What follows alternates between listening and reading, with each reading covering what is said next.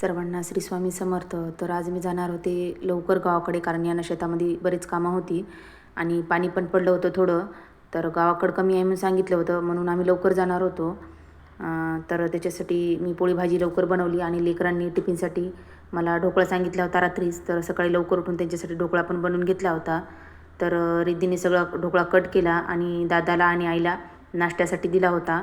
त्याच्यानंतर तिने टिफिन पण पॅक करून ठेवले होते तिघांचे आणि बाकीचे कामं मी तसे ठेवले होते आणि आम्ही दोघंजणं निघालो होतो गावाकडे.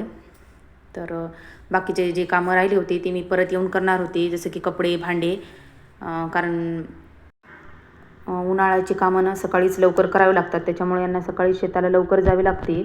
आणि मला म्हणसाल तर आज थोडंसं बँकेचं काम होतं म्हणून मी त्यांच्यासोबत आज जाणार होते.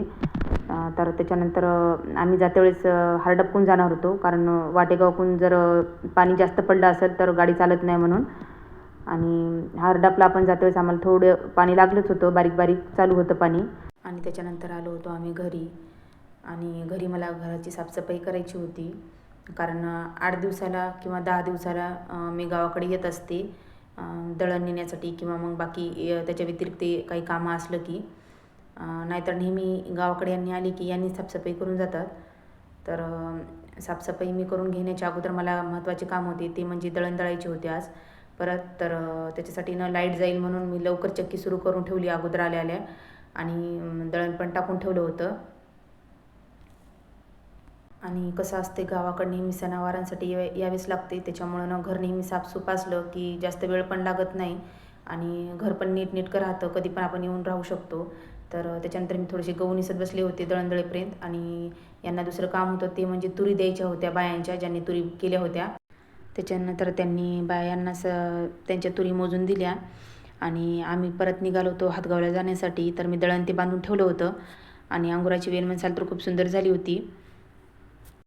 आणि आम्ही जात्या वेळेस वाटेगावूनच जाणार होतो. आम्हाला सकाळी वाटलं होतं की वाटेगावला पाणी पडलं असेल, पण पाणी पडलं नव्हतं. तर बघू शकता तुम्ही नदीवरचं काम चालूच आहे पुलाचे, आणि पाणी काय पडलं नव्हतं.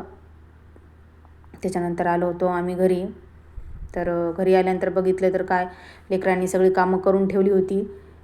तर आजचा व्हिडिओ आवडल्यास लाईक, शेअर आणि सबस्क्राईब करायला विसरू नका.